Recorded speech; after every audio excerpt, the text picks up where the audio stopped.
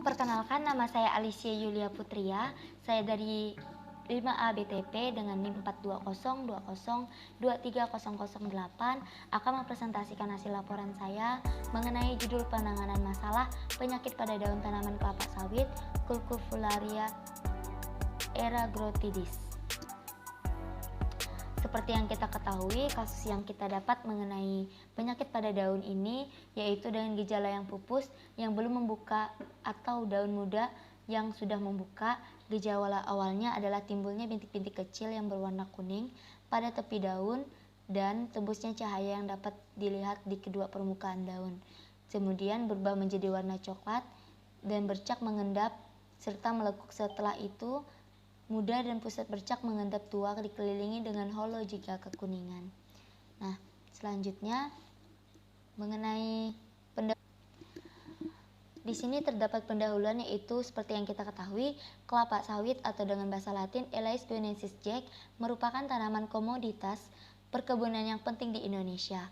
Sebagai penghasil minyak kelapa sawit terbesar, beberapa produk turunan lainnya. Pengembangan produk ini di kelapa sawit kita di khususnya Kalimantan Barat sangat pesat. Tercatat pada saat ini terdapat dengan luas perkebunan kelapa sawit di Kalimantan Barat itu mencapai 534.767.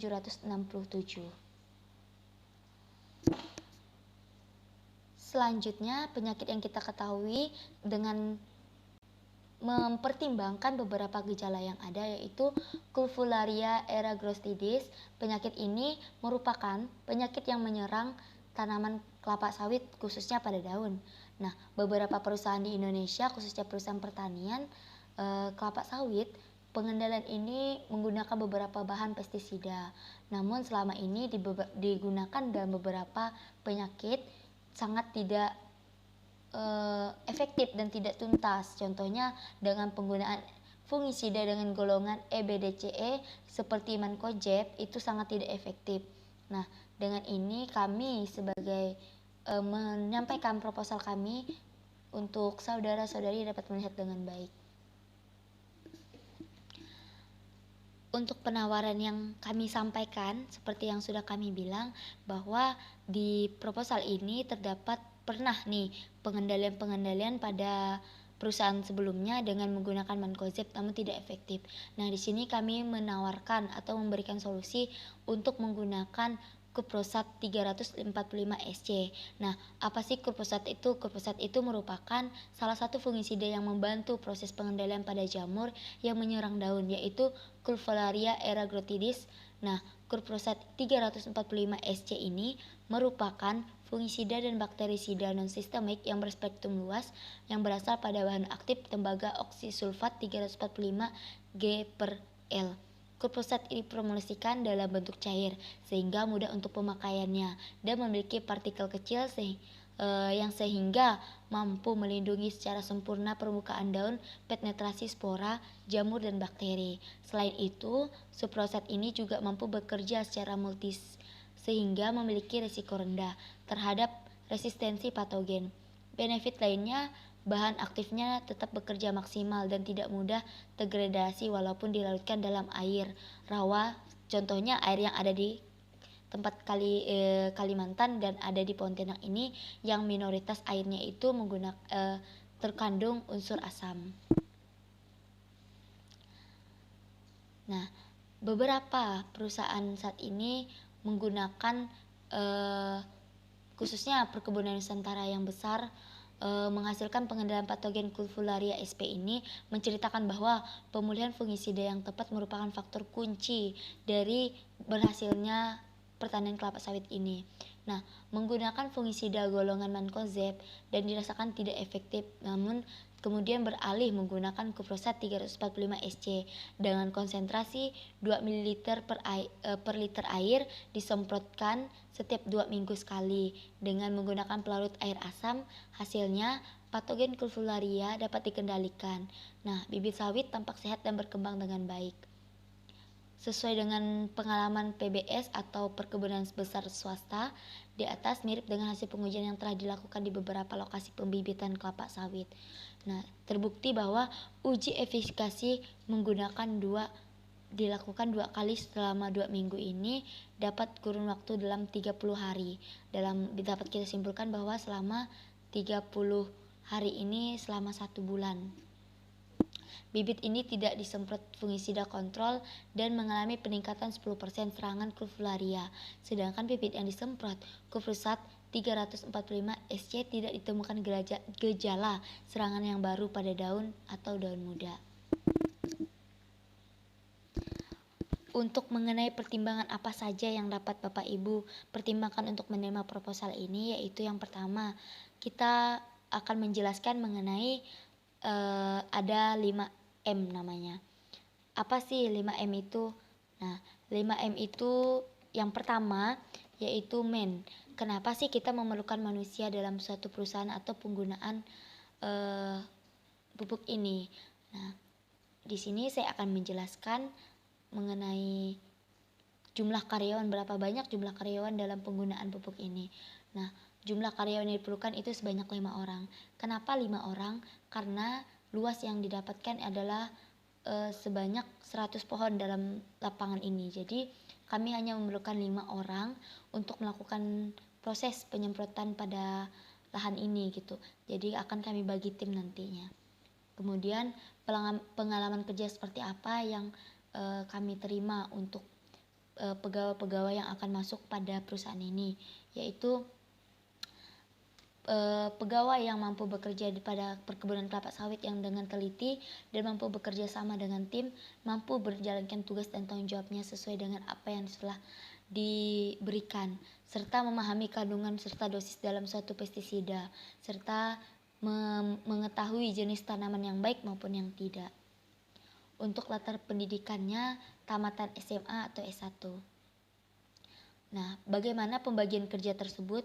Proses pembagian kerja dengan pengendalian dalam 2 minggu dalam sekali, itu per karyawan akan menghandle 20 tanaman yang sudah diarahkan. Sedangkan selama masa 2 minggu tersebut, karyawan akan tetap terus memantau perkembangan serta melakukan pemeliharaan terhadap tanaman tersebut dalam bentuk tim.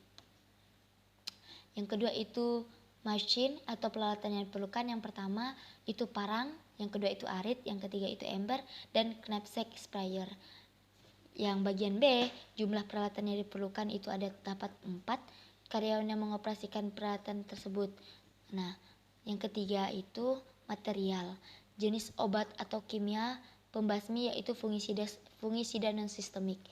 Mereknya Kuprosat 345 SC. Untuk jumlah konsentrasinya yaitu 2 ml per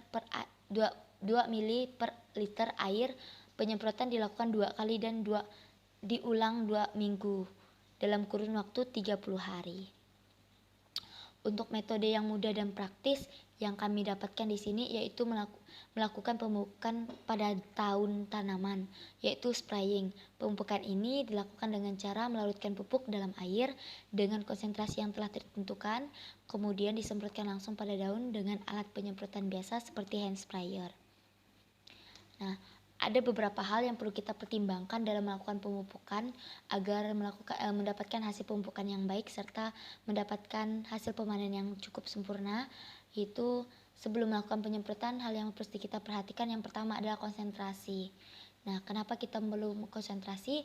Seperti yang kita ketahui bahwa sesuatu yang berlebihan itu tidak baik. Apabila konsentrasinya kurang atau lebih, itu akan berdampak pada tanaman itu sendiri. Nah, pupuk daun tersebut akan disemprotkan pada daunnya secara langsung menghadap ke bawah mulut daun atau stomata. Kenapa? Karena pada umumnya menghadap ke bawah dan bagian punggung daun. Hendaknya disemprotkan ketika matahari tidak sedang terik-teriknya. Paling ideal dilakukan pada sore ataupun pagi penyemprotan. Alasannya karena berisiko untuk pupuk daun yang akan dicuci oleh air. Nah, untuk pemberian pupuk ini sendiri bisa dilakukan bersamaan dengan pemberian pestisida jika dianggap perlu, atau bersamaan dengan zat perangsang, tetapi jangan sesekali memberikan pupuk daun bersamaan dengan pestisida yang mengandung zat perekat, karena pupuk tersebut akan ikut lengket di permukaan daun tanpa bisa diserap. Untuk yang kelima, momen. Waktu apa saja, seberapa lama sih pengerjaan pada tahap ini, itu 30 hari sesuai dengan time schedule pekerjaan. Nah, berikut ada time schedule pekerjaan yang sudah kami buat. Untuk yang pertama itu kegiatannya, survei lahan dan pengamatan itu dilakukan pada hari pertama sampai ke-13, terus dilakukan pada hari ke-15 sampai ke-28. Untuk penyemprotan pupuk dilakukan pada hari ke-14 dan hari ke-29 karena 2 minggu sekali. Kemudian untuk pengecekan akan dilakukan di hari ke-30. Nah, ini beberapa rincian biaya yang atau RAB yang sudah saya susun mengenai penggunaan pupuk ini. Yang pertama itu komponen biaya, rincian volume, harga satuan serta biaya. Yang pertama itu gaji karyawan. Gaji karyawan akan kami berikan untuk satu orang itu 300.000 selama 1 bulan, yang dikalikan dengan 5 orang yaitu 300.000 dikalikan 5 sama dengan 1.500.000 satu bulannya. Kemudian masker 15.000 dikali 5.000 per bungkusnya sama dengan 75.000.